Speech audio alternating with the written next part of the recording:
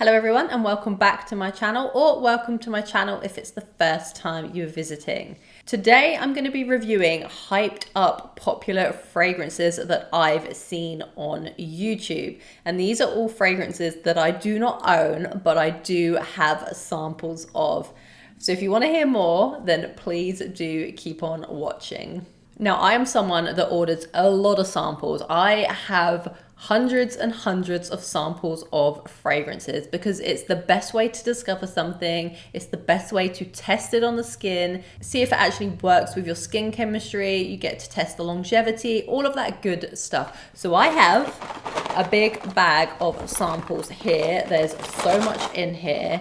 I'm going to go through as many as I possibly can in this video until my nose gets tired. So if you want to hear my thoughts on these hyped up popular fragrances, then let's get started. So the first fragrance that I want to talk about is Hibiscus Mahajad by Maison Crivelli. I'm going to pop a picture of the bottle on the screen, but let me just say, before we even get started, I need this fragrance in my collection. I think I've had it in a couple of my videos now where I do my wish list items, and it is so beautiful. I absolutely need a bottle of it. So spoiler alert, anyone that you've seen talking about this one on YouTube, I totally agree with them. I think it's an incredible fragrance, and wow.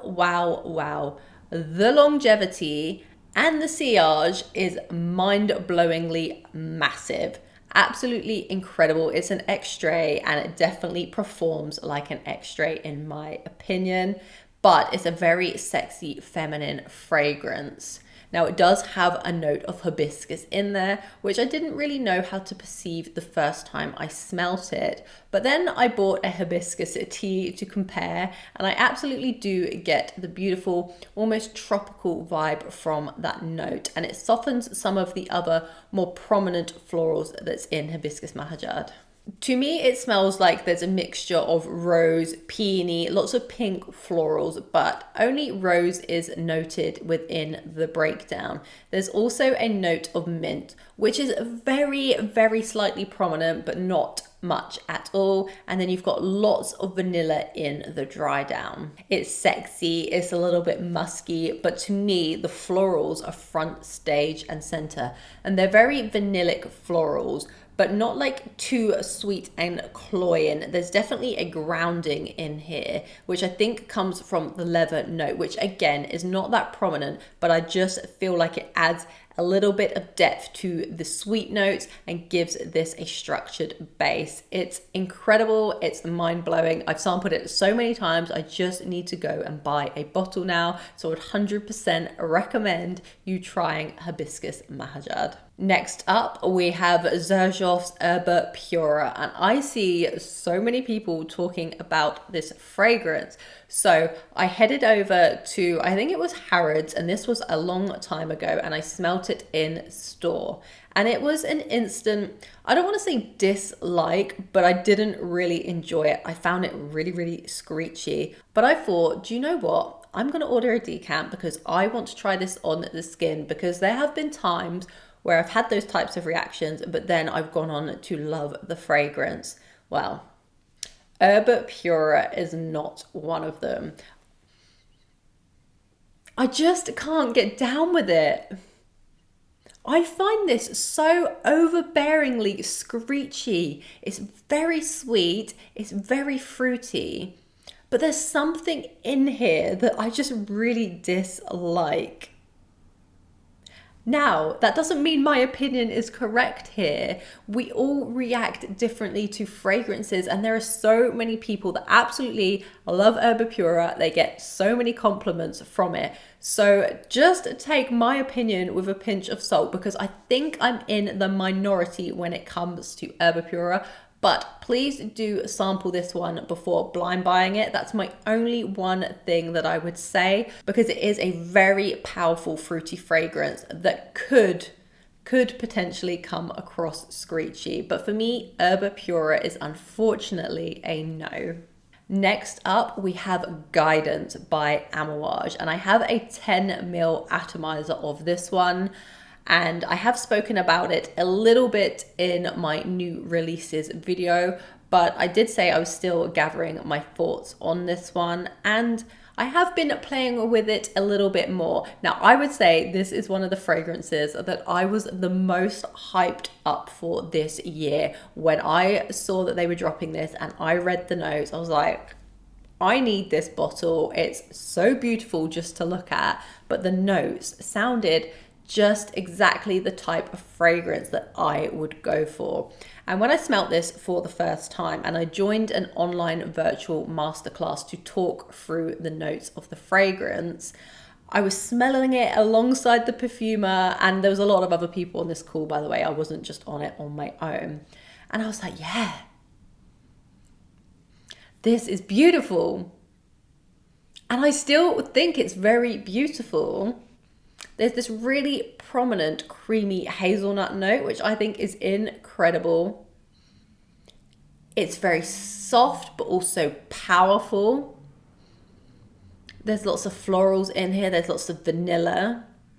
I'm getting pear. I'm getting osmanthus, and I'm definitely getting saffron.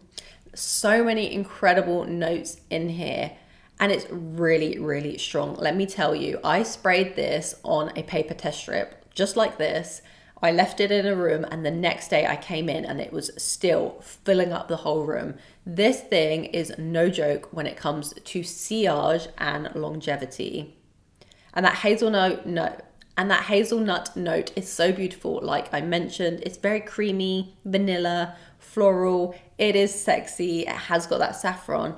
But there is something in here that I find a little bit overbearing, and I can't quite put my finger on what it is. And I nearly bought a bottle of this one, and I do love the smell. There's just something in here that's not quite working for me. I think it's just because it's too strong. And I talk about this quite a lot. I suffer with migraines, and I can't wear super powerful fragrances sometimes because it really does trigger my migraine. And I think that's all it is, because the scent profile is gorgeous. Like, I promise you, it's gorgeous, but there's something that just doesn't work for me in terms of wearing it.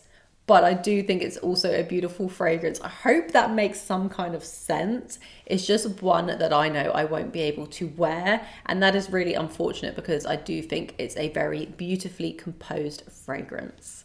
Next up, we have Wilhelm's Mango Skin. And I have nearly blind bought this one so many times. And then I finally, last year, took myself to Liberties. And that's a retailer that stocks Wilhelm in London. And I smelt Mango Skin and I fell in love with it. I don't know why I didn't buy it then and there, but that was when my collection was a little bit smaller. I was a little bit more conscious of what I was purchasing. Well, my collecting has got a little bit out of hand now. You've probably been able to tell that by just how many fragrances I talk to you about. I definitely need Mango Skin now, and it is very high on my wish list. I will be purchasing it. And spoiler alert, I think it's incredible. And if you like a mango note, you probably need to get your nose on Wilhelm's Mango Skin. Not only is the bottle so aesthetically pleasing, but Mango Skin is super perfect for spring and summer. Now, to me, so good. To me, it smells like a really green mango. So it's not an overly ripe mango. So it's got a greenness to it. There's a creamy / earthy orris note in here, which balances out the sweetness. There's also a blackberry note. There's lots of vanilla, and there's an icing sugar note in here, or icing note, which gives this a really nice sweetness.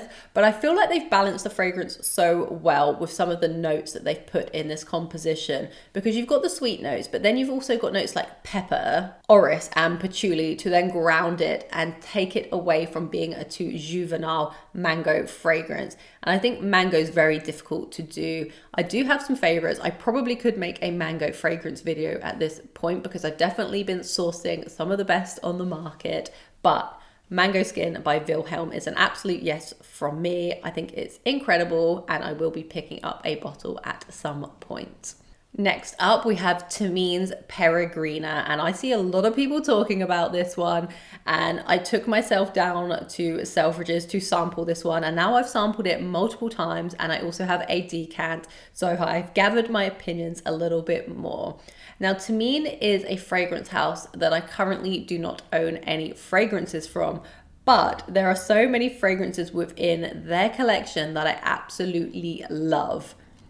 So I feel like at this point, I just need to bite the bullet and buy one of them. But we're here to talk about Peregrina. So let me just quickly spray it on the paper so I can gather my thoughts some more. Okay, so Peregrina is a very floral fragrance. You've got rose in here. You've got jasmine, gardenia, and lily of the valley. So it's very beautiful floral fragrance. But there are also some kind of gourmand notes in here. It's not a fully gourmand floral, but there's definitely some gourmand sweet notes. So you've got caramel, which smells incredible in here, and then lots of vanilla. The ylang ylang is super prominent to me within this note breakdown too, but I don't necessarily get it right at the beginning. So at the moment, I'm only getting a little bit, but I do know from testing it on the skin that the ylang ylang starts to come through and shine, and it gives it an almost slightly tropical touch. And then there's lots of musks in here too. It's definitely slightly powdery, but also gourmand and sweet. I think it's very feminine. I think it's very sexy. And it's definitely in my top 3 Thameen fragrances. It could be my favorite, but I don't know because I need to try the whole collection again. But Peregrina is definitely beautiful. So I agree with the hype on this one. I feel like you could wear this every day and you would get lots of compliments wearing this one. And I think it's probably because of the beautiful florals, but then you've got the caramel and the vanilla. So yeah, I agree with Peregrina and I think it's a beautiful fragrance. Okay, so I'm going to do one more fragrance, even though I've got so many more that I had on my list, but maybe I will do a part 2 of this video. And the next fragrance is from Goldfield and Banks, and it is Sunset Hour. And I kept reading reviews of this fragrance. I kept watching reviews of this fragrance. I kept looking at the notes. I kept adding it to cart, and something just kept stopping me from doing it. And I found it quite hard to get a decant of this one. But now I finally have a decant, and I have sampled it in retailers a few times too. But I feel like, as I always mention, you have to try these things on the skin. And when I'm in a retailer, I don't always want to spray a fragrance on my skin because I'm already wearing my scent of the day. Anyway, I want to just quickly read you the notes of Sunset Hour because I think the notes sound incredible just reading them. It has desert peach, raspberry, cashmere wood, sandalwood, mandarin, pink pepper, jasmine, benzoin, and ginger. Can you see why I've nearly blind bought this one so many times? Because the notes sound exactly like something I would love. Let me just tell you how this smells a little bit more. I do get the name Sunset Hour. I think it's a very fun, fruity fragrance. It's very feminine. It's a little bit sweet. I love, love, love, love the raspberry. I don't know what desert peach smells like, but whatever that note is, it's absolutely gorgeous in here. I'm definitely getting a hint of the ginger. It gives it a nice zestiness and just gives it also a little bit of bite. But I feel like there's also bite from the raspberry. The fruits they've used in here have a kind of sour tartness to them. And then you've got the creamy sandalwood, you've got the cashmere wood. I do pick out kind of like a vanillic or sweet base, but there's no vanilla listed. It's just a really fun, flirty, girly fragrance. I need to add it to my collection. The reviews you've probably seen of this one are right, in my opinion. I think the hype is real, and yeah, that is that. I need to add this one. I'm gonna have to stop watching so many reviews soon because my wish list gets bigger and bigger on the daily, and I'm sure it's probably the same for many of you watching too. Please do let me know down in the comment if your wish list is continuously growing. I think it's so hard to tick off the wish list because new releases come out, and then you've still got the old things on the wish list. So it's really hard to figure out what you actually want to add to your collection next. So that is my biggest dilemma, and it's why I make my wish list videos. But anyway, that was all of the fragrances that I wanted to talk about today. Did you enjoy me reviewing these hyped up fragrances? Please do let me know down in the comments. Do you own any of these? Have you tried any of these? What are your thoughts? I always find your feedback so interesting, so please do keep it coming. But I want to thank you so much for joining me today. I hope to see you all in a video to come. Have a wonderful day and goodbye.